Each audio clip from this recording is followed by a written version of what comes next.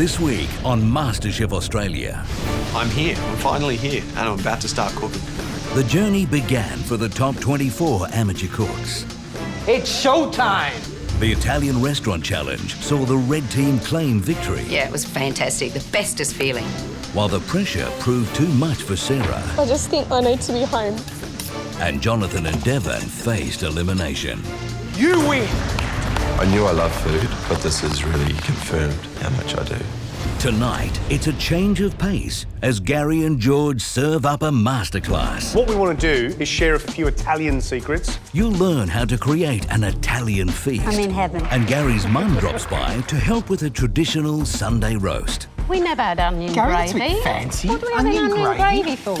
Plus, here we are in the heart of Little Asia. Award-winning chef Luke Nguyen puts his spin on two classic Vietnamese dishes. It's just beautiful.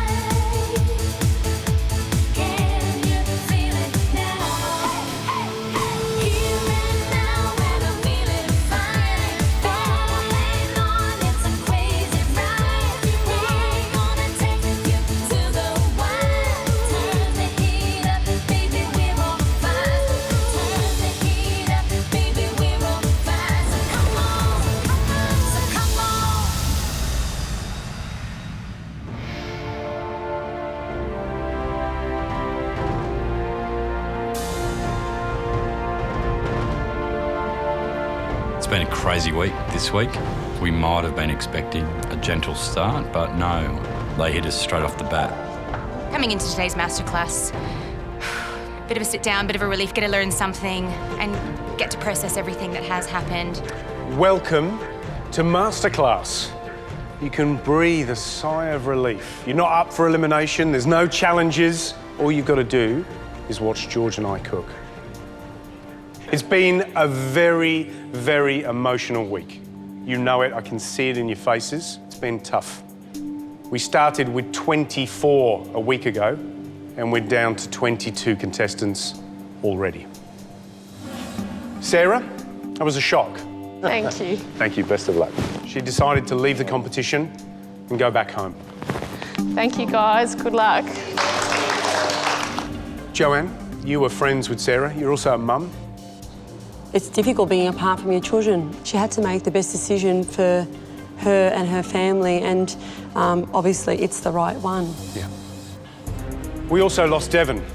He faced elimination against Jonathan on the egg test. 5, 6, 7, 8, 9, 10, you win! And Jonathan beat him. Philip, how do you feel about Devon moving on? I don't know, it's strange. It's hard not having him there. Let's get off the sad stuff and talk about the positive stuff during the week. Gary and I saw some impressive performances during the Italian Restaurant Challenge. At Dallin Alvin, I was fortunate enough to be over at Cafe Moretti with you guys, and you absolutely worked your butts off. And over on the blue team, Shani and Claire, Gary was telling me fantastic stuff about how well you guys were going at Carpaccio Restaurant. Well done. You four are going to miss out on Masterclass today with Gary and I. Because we've organised a one-on-one masterclass with the man, Alvin, that you went up against in the Celebrity Chef Challenge. Luke Nguyen from Red Lantern. There is nothing that Luke Nguyen doesn't know about in regards to Vietnamese cuisine. He is the master. You're going to learn heaps about Vietnamese cuisine, bring back some ideas, hopefully, for everyone. Have a fantastic time. Enjoy yourselves. Off you go. Thank you. I am so excited. I mean, I'm feeling amazing. My heart's beating, and masterclass with Luke Nguyen. That's awesome. So the first thing we're going to recap is our fondest childhood memory challenge, where we ask you to put your childhood memories on a plate. I actually love Devon's roast lamb. I thought for many Australians that's going to be an absolute classic childhood memory. So today, I'm going to cook my mum's roast. Yum! Yorkshire puddings, roast beef, and there's going to be thick gravy. Now, the surprise I've got is that I couldn't make my mum's roast beef without my mum. I certainly couldn't make her Yorkshire puddings as well as she does. So the big reveal today is the fact that my mum is going to come in and show you how she makes her Yorkshire puddings. And you know what? Before she comes in, she tends to tell me off a little bit. Why? Because I don't cook the same anymore. But you know what? My Yorkie puds and, and my gravy doesn't taste the same. Oh. So, let's welcome my mum.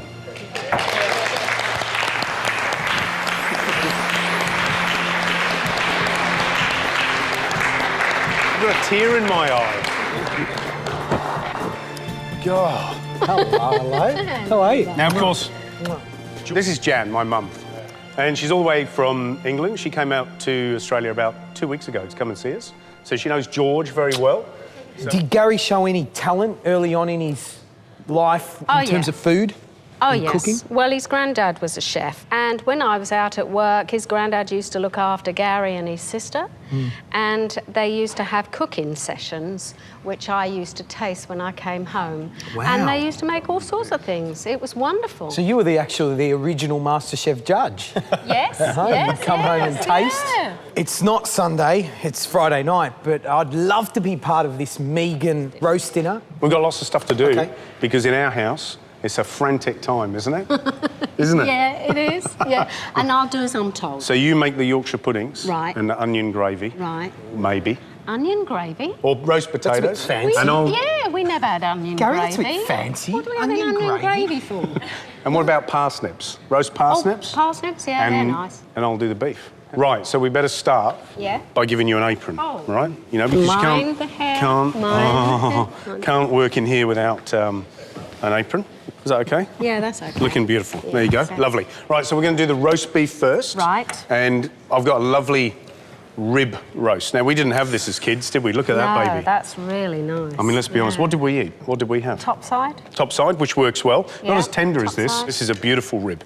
So what I'm doing is I want to keep this joint of beef together while it's cooking. It's a bit like when you roast a chicken. You've got to keep it together, otherwise it dries out. So basically, one string under the other, and then I turn it against the knot, okay? Then I can tie a second knot and draw it down, okay? And then this is the tricky bit if you've never done it before. Hold the string like that and put your hand this way round, and you turn it, and then put the sleeve around the next rib. Then that creates the first tie. Pretty quick, isn't it? Like that. Around. And then again. And then this will keep it all nice and tight. And then what you do is turn it over, and then you roll that little bit of string under each one, so it's secured it. Easy, isn't it? So, Mum, if you could just grind a whole lot of pepper over the top of that. Plenty of pepper and plenty of salt, all right? It's not any different than you do it, is it? No, it's just that the meat looks good. It does look good, doesn't it? Like Yeah. a little baby, isn't it? Yeah, it is. And then some thyme. Right. And then what I'm going to do, I'm going to put that into the hot oil, just the fat side down first, and just brown that off nicely, so I get that caramelisation. And then when you're popping it in the oven, especially for a piece of beef like that, that'll probably only be in for about 35 minutes to a medium rare. It doesn't take long, because even though it's on the bone, there's no protective bone on the other side resisting heat, so it will actually cook through quite quickly. And remember, we always rest beef. Now, the other thing I've got, these are little beef trimmings, little beef ribs, okay? And what we use these for is to create a trivet around the beef. So what it does is it lifts the beef off the base of the roasting tray. And it does more than that. What it does is it puts flavour in the pan that when you make your gravy, that gives it a real kick. So, George, I've got a couple of things that you can do. Yep. I've got some onions to do for the onion gravy, so they just need to be caramelised. Yep. And, Mum, do you want to brown some parsnips? Yep. And I've got some nice garlic in here as well that you can chuck in. We get the fun jobs. Yeah, you just do that over there. So what I've done is I've caramelised this beef, all right? And we've got to seal all sides of this. seal the end, and then we're going to pop that beef on top of the trivet, OK?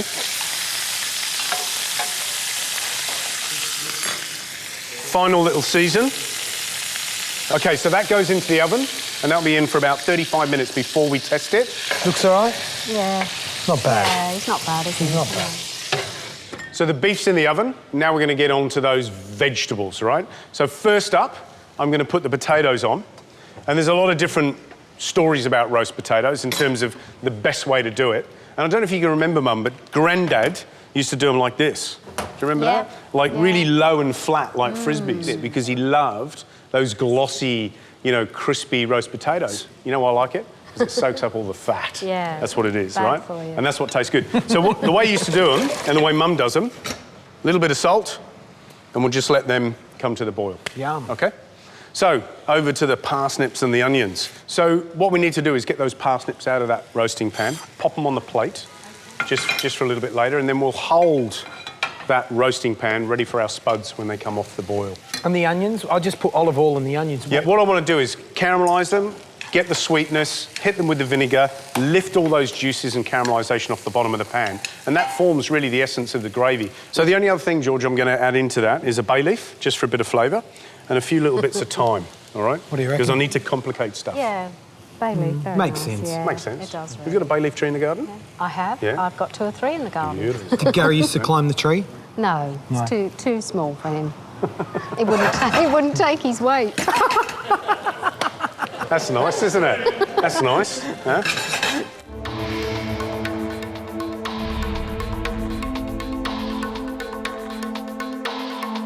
So next up on the Mehigan family roast, we're going to do Yorkie puddings. Yeah. Okay. So Right. this is your recipe. We've got about 300 mils of milk.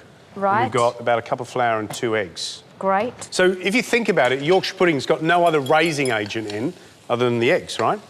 So depending on how many eggs you put in, actually is really how high they're going to blow. And the other important thing in terms of making a good Yorkshire pudding is the consistency of the batter. Because if it's too thick, it won't rise, okay? If it's too thin, it'll rise, but it'll collapse on itself. So what are you doing there, actually? Putting So what you've salt done in. is you've whisked it until it's smooth and Yeah. taken the lumps out. Put a Bit of pinch of salt in. And then make sure you get all the lumps out first. This is a batter, a basic batter. It's like the consistency of single cream. The other important thing is you've got to whisk it, you've got to aerate it a little bit, and you've also got to let it stand. How does that look? Pretty good. No lumps. That mixture has to rest, right?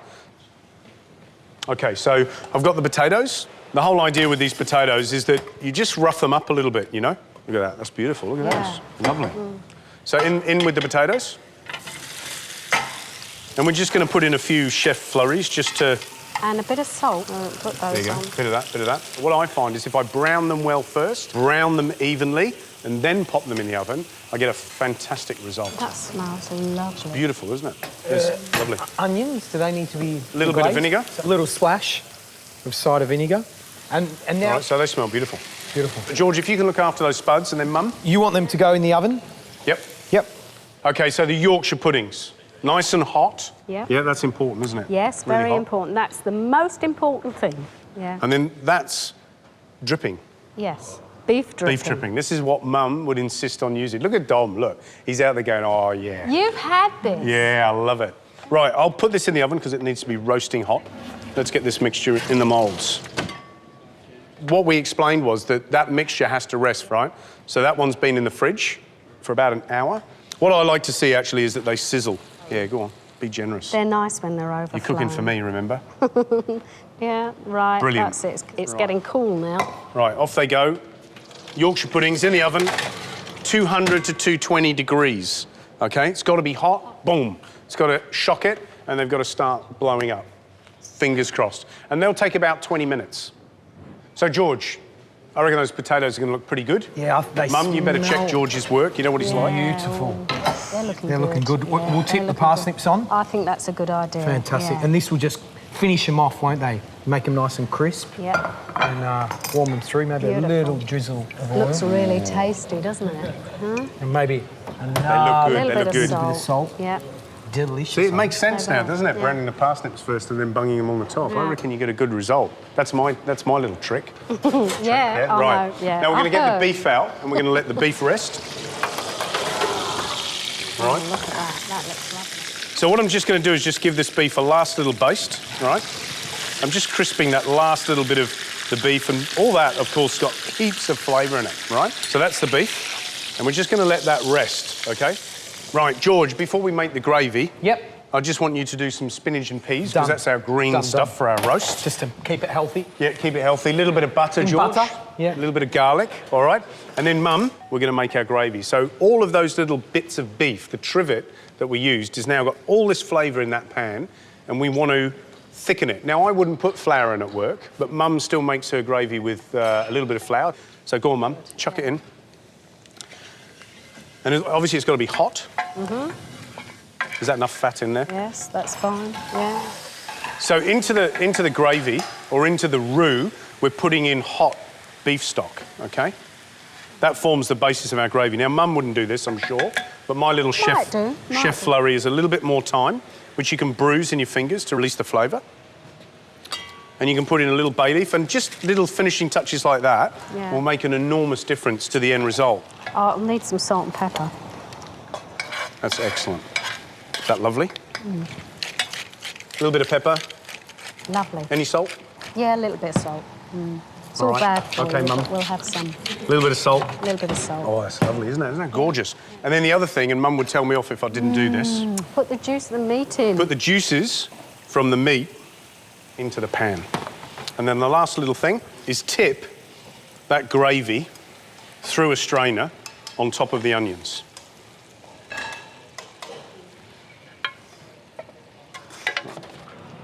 Oh, you wait till you see these babies, right? Hang on, Mum. Oh! Oh! Look at those babies. Right, we've got to tip them over, right? Yeah. Because this was important. You see what it does is just lets that fat out. And see how they're a little bit soft? And they just go back in just for a couple of minutes just to crisp up. And if you don't do that, they'll go soggy, and that's a disaster. Right, OK, George. Mum, you put the peas in there. OK. George, you put a few potatoes and things on there. Roast beef. I'll go around. God, tastes good, doesn't it? It looks See, now it feels like the Mehigan household. There's lots of stuff going on. He's getting a bit slow, isn't he? What do you reckon? In my old age. Well, we're giving the washing up afterwards. Yeah, he needs to do the washing up. What do you reckon? That's what he used to do at home, the washing up. Oh, did he? Yeah, I was only allowed to. I was only allowed to do the washing up. You're not allowed in Mum's kitchen. Right, let's get these Yorkies out. Unfortunately, there's only 6. They're lovely. Right. Isn't that beautiful? OK. That's the Mehigan family fondest childhood memory. That's the sort of lunch Mum used to do for us. And he was slim then. That's very hey, hang on a minute, hang on a minute. Tell him I had a six-pack, didn't I? Yes. Yes. Hard to... Thanks, Mum. Appreciate it. Cheers. Now, my top tips for the perfect bit of roast beef, obviously it's your choice of beef and the cut of beef that you buy. Remember to use a heavy-based roasting pan. Season, use some aromats, things like rosemary or thyme. And for the Yorkshire puddings, what are your top tips for Yorkies? The liquid, when you mix it up, must be rested for at least an hour. You can put it in the fridge, that makes it even better. And you mustn't open the oven door to have a look, because if you open the oven door, they will go like that and sink. So, Dominique, Courtney, I think you better come up and taste a little bit of this. And Jonathan, I think we'll have Jonathan up as well. Beautiful. Oh, look at that. Right, off you go. No, you go. Right, bit of onion gravy. George, in England, this is how you do it, all right? Ready?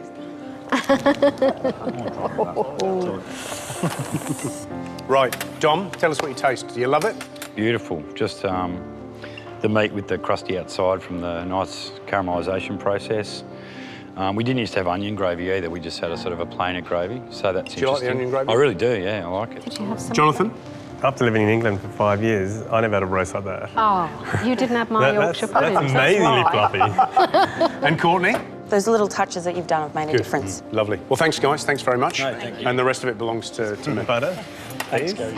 Cheers. It belongs to you. Yeah.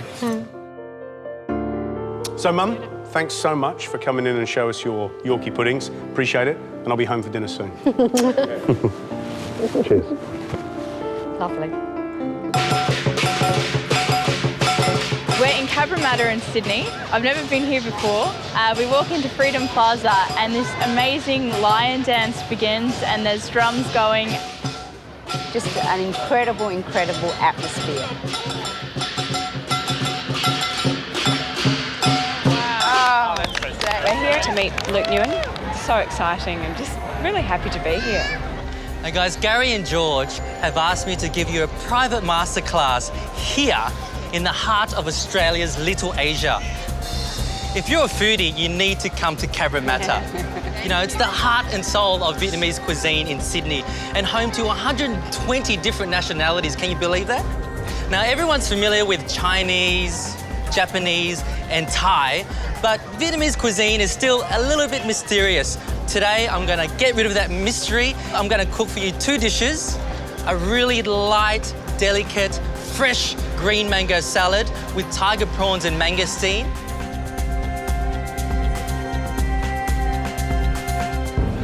And wait for it, I'm gonna get some live mud crab, and I'm gonna toss it in a wok with a spicy satay sauce. First of all, I'm gonna make the green mango salad. Now, I judge a good Vietnamese cook from their fish sauce dressing and their dipping sauce. It's gotta be very, very well balanced, okay? So first of all, really easy, sugar is the sweetness to start off with, yeah? So around 2 tablespoons of that. I'm gonna just dissolve that with half a cup of water. So that dissolves. And now the tartness, the sourness comes from white vinegar or rice vinegar, yeah? So 3 tablespoons. And next we've got fish sauce, okay? So again, 3 tablespoons of fish sauce. Look at the color on that, so lovely, isn't it? Now some garlic, we'll infuse the garlic in, just 1 clove's enough. So just finely slice that. Next we have the bird's eye chili. I'm not gonna seed this because I like it spicy. And just finely dice that. Do you guys like spicy? Yes. Let's use a whole chili then. So I'm just gonna let that infuse into the fish sauce. Now, in Vietnamese, this is called nước mắm, right? Which is fish water, translated basically. I'm gonna give this a taste test and see the balance of flavor.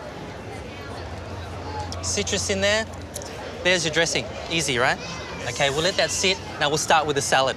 Okay, now we've got our green mango. So I chose a nice, green, firm mango. Now the difference between this one and the usual Kensington mangoes we eat is the sweet mango is ripe. This is basically an unripened mango. Us Vietnamese wouldn't eat this ripened. We would always eat it green. Why we eat green? Because it's textural, it's sour, and it carries flavor, all right? So prepare this. You just need to shave it. Now you can do this many ways. You can finely slice the mango, you can use a mandolin, but I'm gonna do it Vietnamese market style, street food style, because we are pretty much on the streets, aren't we? Now, if you are in Vietnam on the street, as a little snack, you would have this sliced with a little dipping bag of salt and chili. Alvin, you've probably tried that before, haven't you? Have. Quite unusual, isn't it? Salt, chili, fruit. But in Asia, that's what we eat as a snack. Now, you can do this many ways, okay? So you've got the mango, sharp knife. Watch your fingers there. See all the little slits and incisions I put in there? Then we can grab our peeler and peel away. And that's our julienne mango, okay? But today in the markets, we've got one of these babies. From Asia, does the job for you. Green papaya, green mangoes, carrots, anything. It shreds it for you. Look at that. Oh, wow. Really simple. Shani, would you be able to help me out with this? Show everybody how easy it is to do. So you go all the way around, okay? So 1 mango, there you go, you can do that. Are you left-handed? Yeah, I am. You're left-handed. She's left-handed. Watch this. There you go. Now I have to have one of these. You gotta have one. That's it. Look at that. Now, Vietnamese cuisine is very important that we have texture in every mouthful we have, okay? Now, have you reached the siege yet? Yes. All right, that's heaps, that's enough. That's perfect. How easy was that? Yeah, A few very minutes, it was easy. done, all right? You can go back now and I'll continue, yeah? Fantastic. So guys, we've peeled our green mango, right? Put that in our salad bowl. Now next, I'll do my fresh herbs. You probably need around 5 sprigs of purple perilla. You should always have this in your fridge at home, all right? Some Vietnamese mint as well for that spicy, peppery kind of punch to the salad. Some basil, some Asian basil.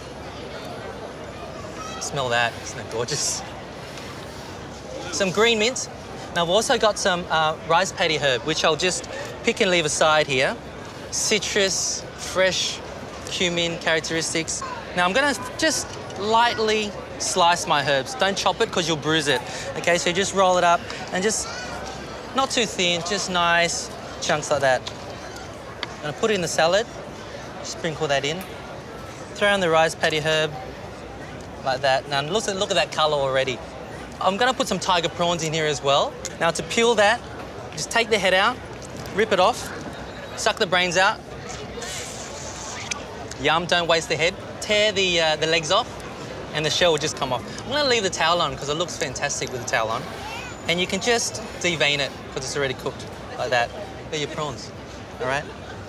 Who wants to get their hands dirty? All right, Adele, can you come over and do this then? Do that there. Perfect. Yep. Now suck the brains out. Serious? Yes. Okay. That's the way. Isn't it good? Oh, it's beautiful. Isn't it lovely? Okay. Yeah, it's All right. beautiful. Suck another head. All the flavours in the head, see? It is. Thank you, Adele. Thank you. I'll move on to the mangosteen now. Mangosteen, my favourite fruit in all time. Oh, that's my favourite part of making this salad, is just seeing this glowy, vibrant white light. Look. Yep. If you didn't have mangosteen, what else would you be able to put in there? Well, lychee, rambutan, but this is kind of my own creation. Okay. I haven't seen anyone serve this in a restaurant. Now, the salty element to this dish is a dried shrimp, okay? It's dried in the sun for 2 days. It's quite salty. I've soaked it in cold water for 20 minutes and I've drained it. So now it's nice and soft. Got around 10 grams there. Throw that in as well. Look at that, there's more colour to this dish now, yeah? I've got some fried Asian shallots. You should always have in your pantry. Yeah, a bit more crunch as well and flavour. A good handful of that. And some roasted peanuts. Now here, I've got my mortar and pestle, which is as old as I am or older. My parents took this over from Thailand when we fled from Vietnam, and this has lived with me, and I still work with it at Red Lantern. Gonna throw that in, pound it, not too fine.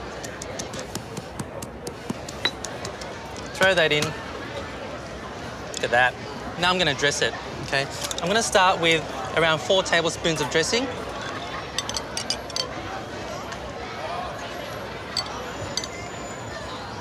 Just gonna mix that together. Now I'm gonna plate it.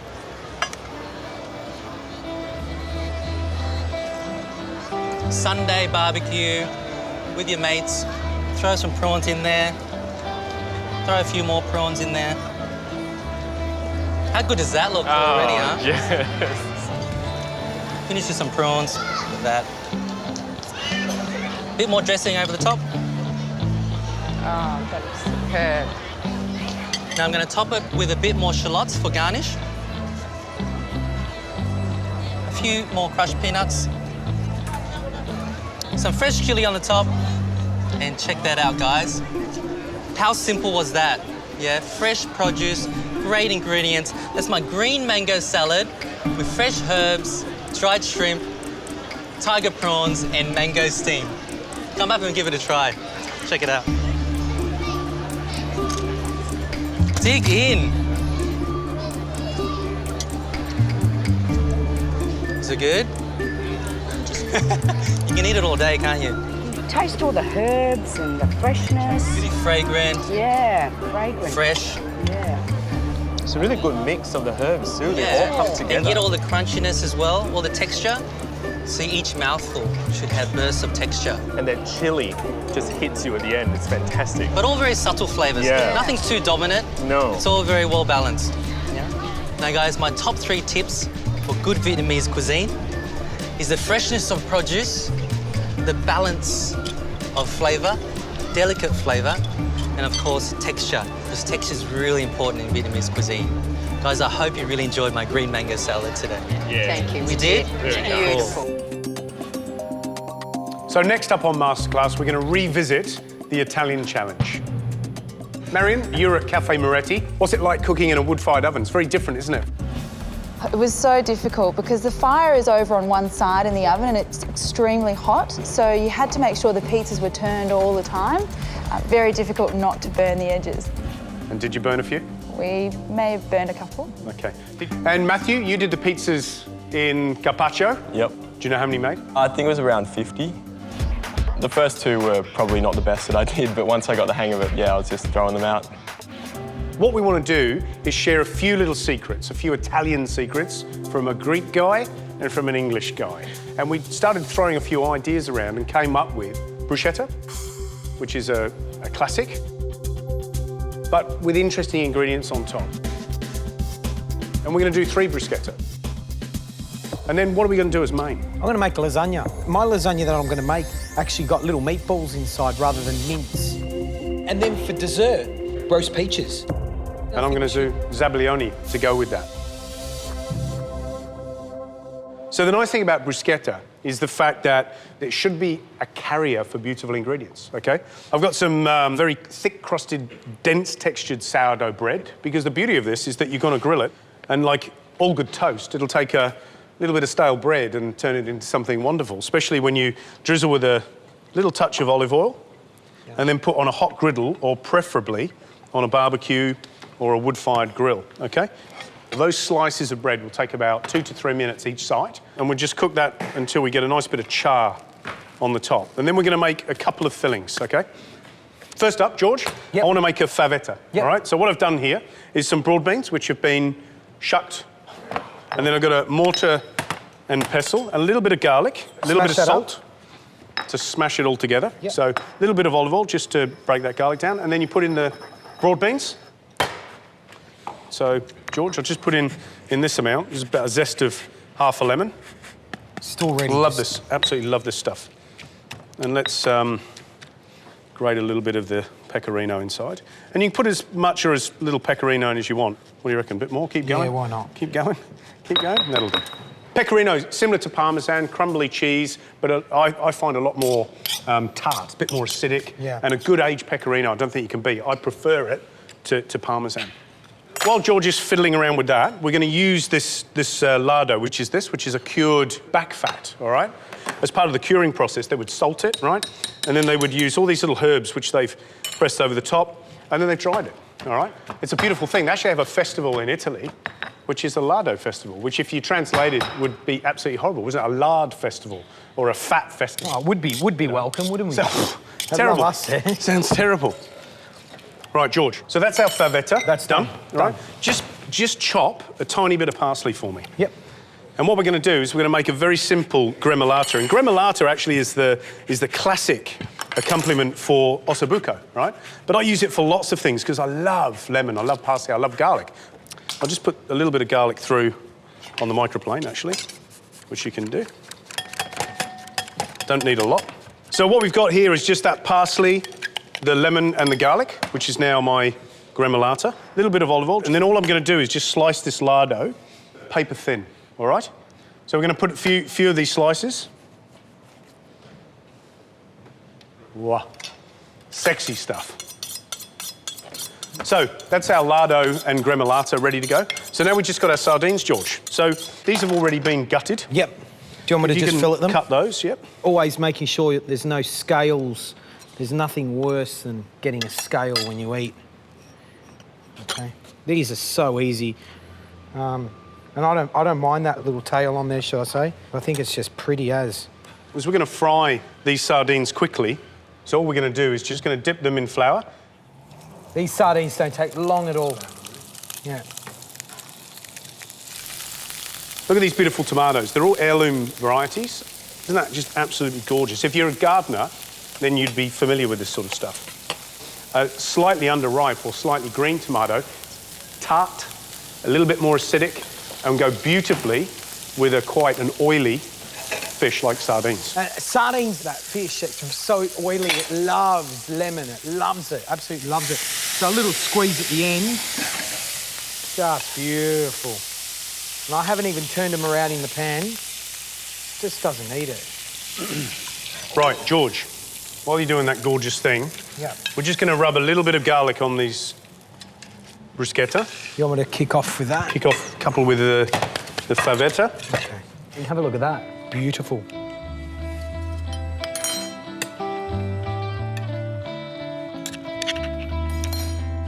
And, of course, the lardo. So it's just very, very thinly. Just pop the lardo on the top. And then, of course, a little bit of the gremolata. We're going to put a little bit of this pecorino over the top of those little ones with the favetta on the top. And I think it just needs a little bit of the old fella. The old fella, he's my best mate. He's always beside me. And that's our bruschetta.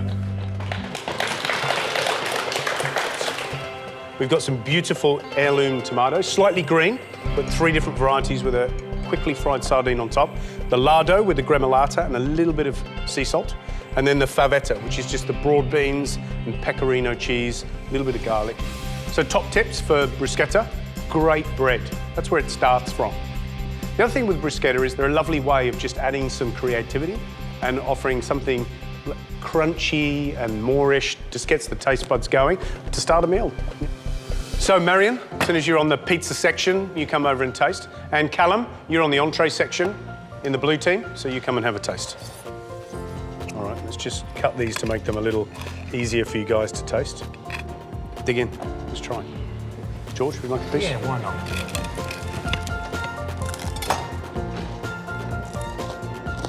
Lardo is really quite creamy. It's beautiful.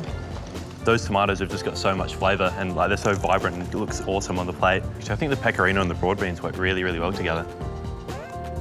Guys, back you go. Thank you. Thank you. Thank you.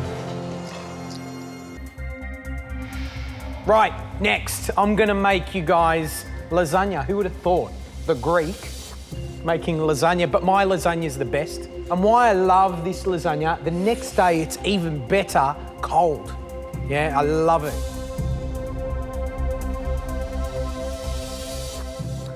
I'm starting with my basic onion and tomato sauce. Onions go in, oil goes in. I've also chopped up some tomatoes. I've blanched them, removed the skin. Boiling water, about 10 seconds in the water. 10 seconds out, cool them down straight away, nice water. Peel the skin, squeeze out any residual liquid. And all the pips. And all the pips, and then throw that in. For every sort of kilo of onions, chopped up onions, it's a kilo of tomato. Wow. All right, so, and what will happen is I've got lots of oil in there. It's the oil for me is the actual highlight of this tomato sauce. And also got some puree tomato, just to enrichen it a little bit more. That goes in. We've got some rosemary goes in, some thyme. We whack the lid on and just leave it. And how long do you cook that for? A good hour. Wow. And that will be so absolutely that allows delicious. all the flavours from the herbs and the onions to come together. Yeah. What I've got here is I've just confied down some shallots and garlic. So there's probably about 10 whole golden shallots and probably about 20 cloves of garlic. Really low heat and just literally let them bubble away, not boil. Okay, and what you end up is with these really sweet, gorgeous, shallots. Soft. And the same with the garlic as well. They're just really beautiful. Now, to cook them, basically we're going to drain off that oil, and that oil is gold. Don't be too concerned if it's not, sizzling hot to kick off. We just want to caramelise these shallots, all right? Just use a little bit to fry off. And then the same again with the garlic. While the shallots are caramelising off, we're going to make the meatballs that are going to go in the lasagna. So we're not actually doing a traditional mince that goes through the centre. I thought, let's tweak it a little bit. Let's change it a little bit. So, quite simple. There's about 300 grams of veal, 300 grams of pork mince there. There's probably about a cup of breadcrumbs, all right? 1 egg, and that will help bind the mince together. A good pinch of salt and a good crack of pepper. And that's it. That's all that's going in these meatballs. Just get our hands in there. You've got to feel and touch and, you know, get your hands into everything. And then what I want is little meatballs, all right?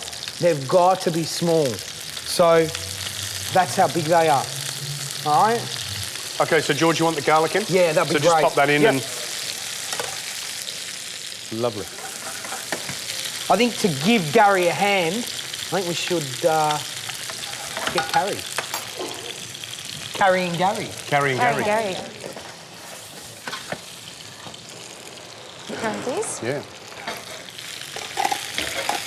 Gary, the shallots are pretty much nice and golden, so I'm just going to throw some thyme in right at the end, and that will just flavour them beautifully. And then we'll literally mix, mix, mix, and then they go here. Right, guys, the next process, that's boiling an egg. So many people get it wrong. Boiling salted water, okay? Not cold, boiling. 55-gram eggs they are, okay? They go in. I've got a timer on for 10 minutes, and they will be hard-boiled, all right? Now, George, these are done. Carrie and I have done these, so thank you, Carrie. Thank you, Carrie. Appreciate Well done. it. Good job. So we've had that tomato sauce on for about 45 minutes to an hour, and you can see it's just deep red, rich. So what happens now, George? Straight into the tomato sauce. So just drop them in, don't need to seal them off or anything like that? None of that. Keep it on a low simmer. Low simmer. Lid on. Lid on, and they'll take about 20 minutes to a half an hour. And you know what? That and a beautiful fresh spaghetti with a bit of grated Parmesan over the top. Heaven. Yeah, got me stay, huh? 20 minutes, right. George. I'll remind you. Thank you. We just got some small potatoes, popped them into a pot, covered them with cold water, salt, brought them up to the boil until they were cooked. That took about 15 to 20 minutes until you could pop a knife through them or a skewer through them with ease. So I've got 5 eggs that I've sliced. I've got 8 to 10 potatoes that we've boiled and sliced. We've got this beautiful buffalo mozzarella, okay? Literally, we're just gonna tear up. That's buffalo milk, right? Yeah, that's right. Right, next we need to make the pasta, the sheets that are gonna go in between and form the lasagna, all right? First step, we've got 500 grams of flour, and that goes straight into a food processor. 140 grams of egg yolk, okay? A good little splashing of olive oil. Right, lid goes on. And what we want to get is basically a fine crumb. You'll see, it will appear. And then literally goes down. We need to just knead it to pull it all together and create the dough, yeah? In terms of kneading, you know, a couple of minutes, that's all, just for it to come together, and you'll see you'll get this nice, smooth sort of dough consistency. All right? What you want is a nice little ball. Right, now we actually roll the pasta dough up and leave it aside for a couple of hours to rest. Okay, guys, I'm making my delicious meatball lasagna.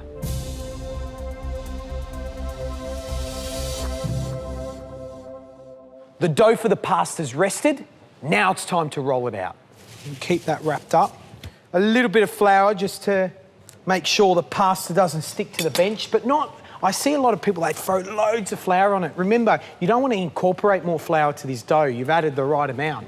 Just want enough just so it doesn't stick. You start it off on the highest number, which is number 1, so the widest in terms of the opening of the machine. And you start. All right, you fold it into each other. Okay, so you're laminating the actual pasta. And that gets the gluten going, so it becomes nice and tight and workable. Gary, do you want to come over and finish off these? Yep. Oh, and the meatballs are done? Yep. Fantastic. Looking beautiful. Fantastic. All right, cool. Right, I'll so let you finish take that that off. over. Next step is to assemble the lasagna. So we've got all our ingredients. We've also got some picked parsley leaves, some marjoram, which is beautiful, I think, and we've got some thin slices of Parma prosciutto. All right. Aaron, do you want to come and help me assemble? Absolutely. Thank you. So first step, a little drizzle of olive oil on the bottom of the dish, a little pinch of sea salt, okay, and then a little bit of pecorino that we're just going to grate on the bottom, okay? All right. We're going to just grab 2 sheets of lasagna, pasta, and we're going to create the base. First sheet's gone down, okay? and we're just going to cut a strip to go to the top, all right? So, all right. And there you have it. That's the base. Now I'm going to get you, Aaron, to start doing the rest, but little shake of the olive oil, all right? A little bit of sea salt. What I like to do is I want a scattering of these meatballs, so I just use a slotted spoon, so I'm draining some of that excess olive oil, and I want lots of tomato sauce to go on there, all right? It smells great, yeah? It smells fantastic. And then just make sure that all these edges are covered with sauce. Next step, mosaic some potatoes around. John? Make sure they're whole, so they're getting a whole potato. Yep, okay. Yeah. And think about, we've still got egg, cheese, and the shallots and garlic to go, so... Absolutely, don't fill it up too Yeah. much. Next is egg. All right. Okay. All right, then we've got these shallots and garlic.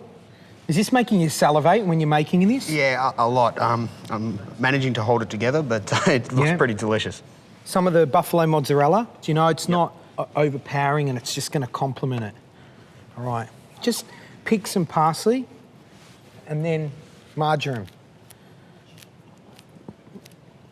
That looks good, yeah? Looks really, really good. Now I want a good little shaving again of some more pecorino. No problem at all. All right. And of course, the last step after we've shaved the pecorino over, we go prosciutto. Okay, a whole layer? A whole layer. So you'd go that layer at that side. Thank you very much. So this is basically, we're going a layer of pasta, that filling, another layer of pasta, the same filling again, and then the top layer, and that's it. All right? Beautiful, beautiful, beautiful. Pasta, Done. Let's go, big boy. Fantastic. Now you're into it, aren't you? Absolutely. Yeah. Make sure, guys, you push the air out of it, because what you want is this compact, beautiful lasagna, all right? But what we do is we take all that saucy goodness. It's pretty good to me. Pecorino. Fantastic, beautiful. All right, then foil goes over this. Shiny side down, okay? That goes into an oven, 165 degrees for about 40 to 45 minutes. For the last 5 minutes, we take the foil off, nice bit of caramelisation, goldenness, yumminess on the top, and there you have it, all right? Aaron, thank you so much, man. Well done. Thank you, I really appreciate good job, it. yeah? It's great, thank you. Beautiful. Right, let's pull the lasagna out of the oven for the moment of truth. Oh, I came back just in time, George. It's been in the oven for about 40 minutes, and for the last 5 minutes, we pulled the alfoil off and got that nice little beautiful crunchiness really on the looking top. forward to this, really looking forward to it.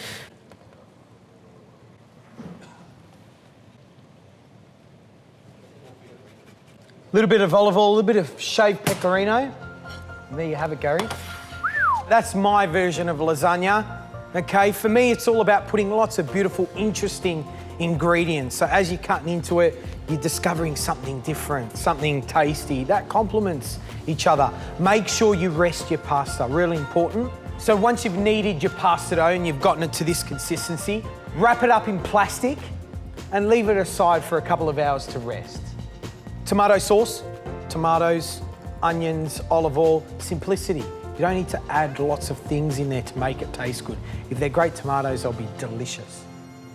Matthew, Philip, come up and taste.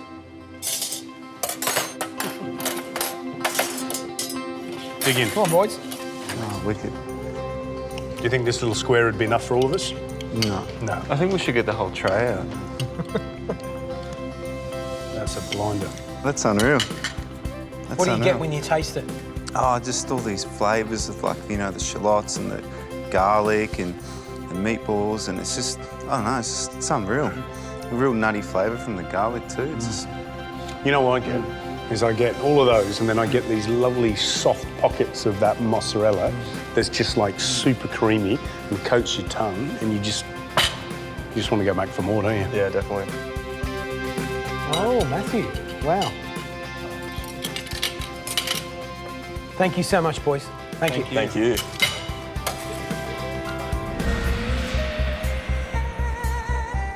So guys, here we are in the center of Cabramatta.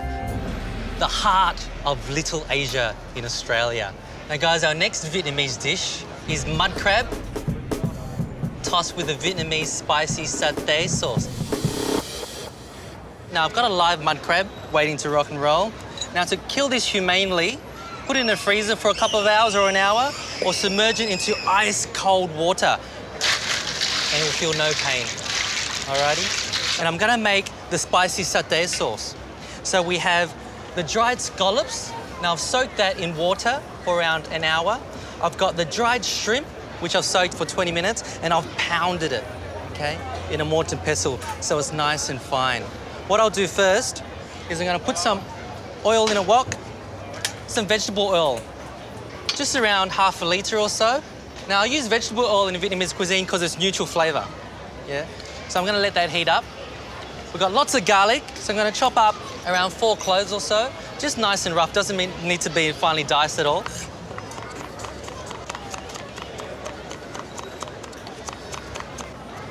All right, I'm gonna put that aside. I'm gonna chop up some chili, some long chilies. I'll save that for later.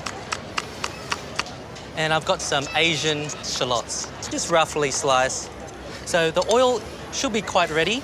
I'm gonna put in my garlic first, slide it in there. Now I've chopped up some green spring onion, around 10 heads, okay? Put that in. My long chilies. Smells good at the moment. Some red Asian shallots, throw those in.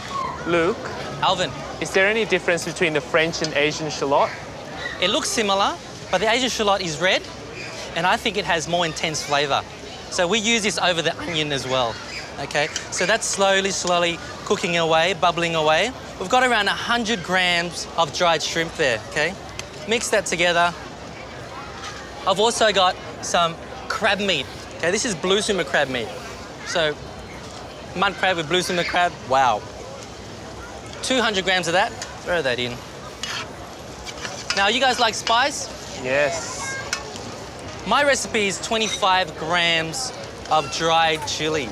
Now, dried chili is hot, it's spicy. If you like chili, put 25 grams in, yes? Sure. All right, you're Malaysian, you can do it, Alvin. Now, what else do we have? We've got some dried scallops, soaked. I'm gonna just crush it all up because now it's quite crumbly. I've got 40 grams of this dried scallop, over $100 a kilo. So don't go too crazy with it, all right? Now I'm gonna season this now. Bit of sugar, around half a tablespoon of sugar. It's gonna caramelize it, get some color in there. Some fish sauce, not too much. It's around half a tablespoon, yeah? And some really nice oyster sauce for a bit more color and a bit more depth to it, so a tablespoon of oyster. Beautiful. Lovely. So I've just waited for everything to cook together, combine together. Chili oil is the last one, around 100 mils of chili oil. Luke, so this is a base that you can use for anything, like what you said. For anything. Right. You have a nice broth, you want a bit of flavour, some spice, throw half a teaspoon in, yeah. Stir fry your spinach or vegetables in there. How long does it keep? If you don't use the fresh crab meat, yep. It will keep in your fridge for a month. So I'm gonna cook this and simmer away for around 25 minutes. Now my crab's ready, I'm just gonna take them out.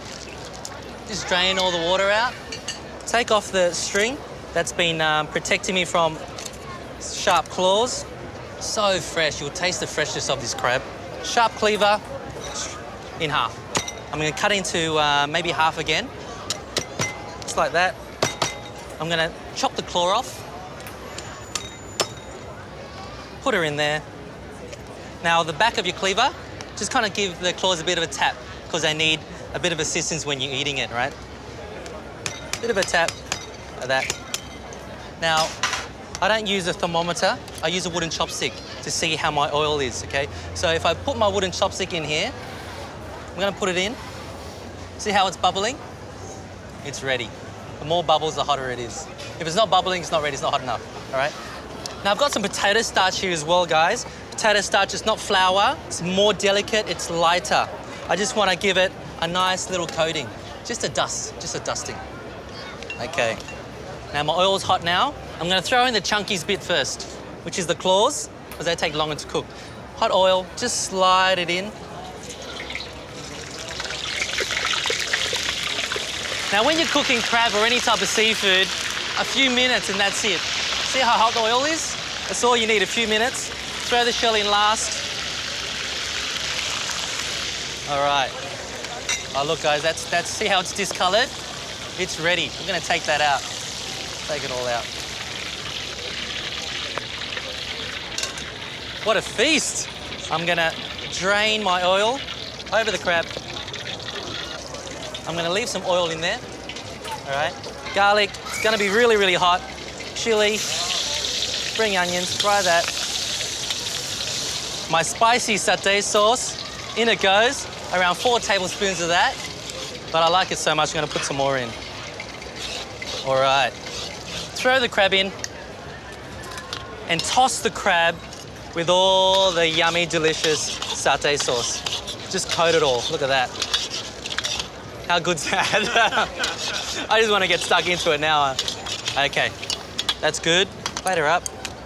Wow. How good is that? Lastly, we put the shell on. The spring onions, a bit more chopped chili. And look at that, guys. Your fresh mud crab with a spicy satay sauce. You want to get stuck into it? Because I do. Come on over and get your hands dirty, all right? Don't be afraid to crunch into the claws. Let me just take this up for you. Now notice how the sauce has crispened up a little bit. It's crunchy. Get in there. Oh. What do you think, Shani? You got the claw. You're the lucky one. It's absolutely amazing. I can't wait to go home and tell Dad to go fishing for some mud crabs. Sure. Adele, yummy? Oh, it's yummy. It's just Fantastic. beautiful.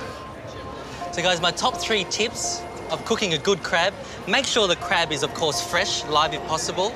The oil is hot and consistently hot, and you don't overcook your crab. Guys, Gary and George are waiting for you back at the kitchen. It's great meeting you and having you here. I wish you all the best in the rest of the competition. Thank you, Luke. See you later, guys. Bye. See ya. Bye.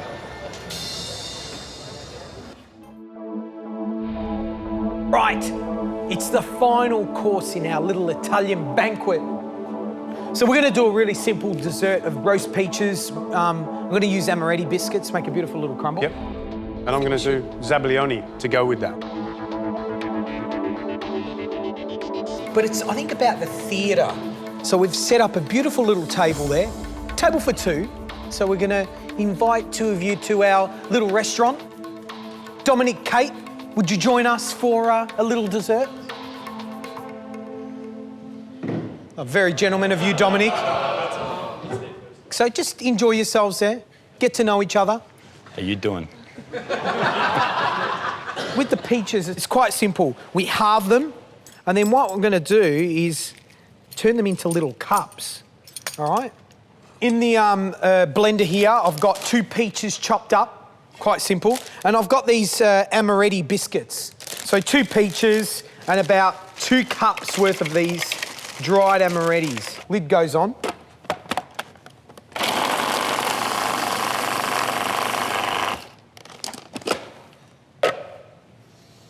In terms of consistency, what we're looking for is a nice sort of wet crumb, all right? We're just going to fill these cups up.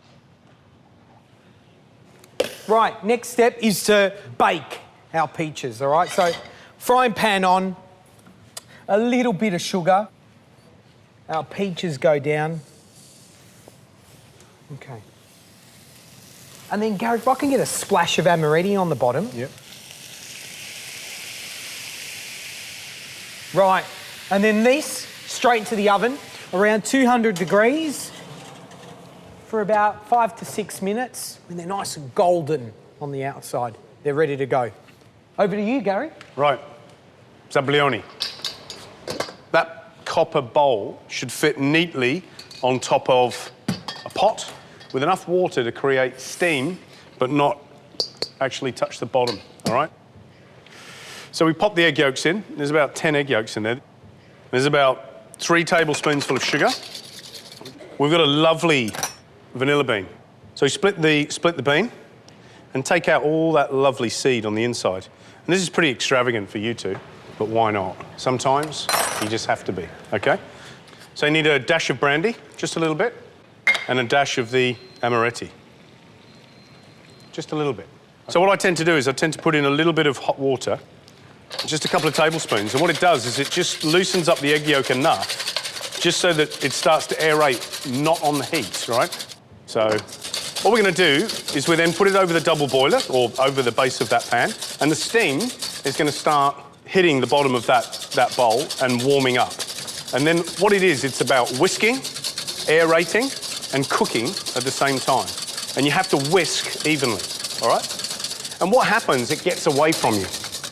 And what I mean about it getting away from you is that all of a sudden now there's quite a bit of residual heat in that copper or in that bowl to keep cooking the foam. So it's about this balance between, once it's partially aerated, hit it with a little bit of heat and take it off.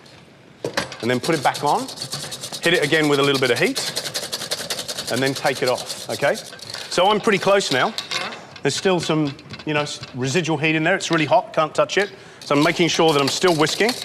What we've got is, watch this. You see that ribbon?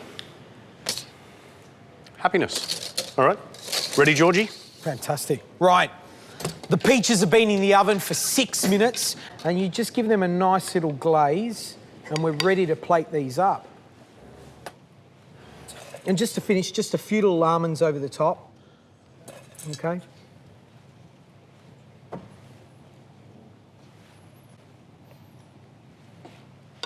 A little bit of this cooking sauce, a little drizzle, not too much, because you remember you got the sabayon that's going to go on there. There you have it. There are our peaches. Beautiful. Gary, shall we do our stuff? Let's do it. Après-vous. Scusa, bella, come stai? Bene, grazie a lei. Una peachy for you today. It's very special, huh? Sir Domenico, little peach for you. Grazie. Make sure you pay the bill, huh? No, yeah, with my heart. So what we're going to do...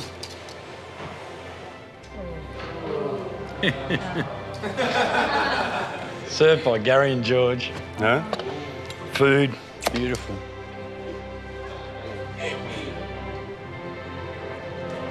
Oh. Buon appetito. Grazie.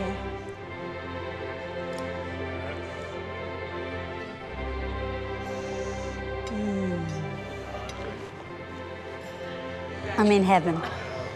Fantastic. I feel special. Right, so there you have it. You've got roast peaches with an amaretti crumble and sabaglioni. You know, food is not there just to fill. It's not there as a fuel, all right? It's there to make us feel amazing. And those little touches by coming out to the table is beautiful. Something that, you know, you could possibly use, you never know, going forward in the competition. My top tips are, be specific when you're picking your stone fruit. Make sure they're not too overripe where they're really sloppy and you can't really get a nice, beautiful cup, okay? It's really important that you don't overcook them in the oven. You want them to still have a little bit of bite and texture to them. And with a sabayon, it's a cooked foam. So you have to follow the steps that I did quite carefully. Make sure that you aerate the egg yolk, sugar and alcohol first before you put it on the heat. Make sure the water isn't touching the bottom of the bowl. The last one is, if it's getting away from you, take the bowl away from the heat. That's it. How hard can it be? So expect the next time you do a sabayon in the kitchen, every single one of them is going to be perfect. Well, that was our masterclass. So let's come up here, grab some food and have something to eat. Ah, they returned. Hey, where's the rice paper rolls? We ate it on the way. Pour some wine. Cheers, guys. Cheers. Cheers, Gordon. Guys, it's been a massive week. You're all still standing. You are all a chance to take this out. What you have to remind yourself, in this kitchen, between these very walls, you're going to experience more and more. The best is yet to come. So here's to the MasterChef kitchen. Cheers. Cheers. See you guys. Tuck in. Next time on MasterChef Australia. This challenge is going to lay the foundations for the rest of this week. First up, it's a very special mystery box. What is this? Then, the amateurs will fire up their imaginations in the invention test. Now's the time to unleash. For the best dish, a shot at immunity. There are some gorgeous dishes in the room that I cannot wait to try. It's really important to do well today. But for the 3 worst, their dream will be on the line. One person will be eliminated from this competition. I think I'm in trouble.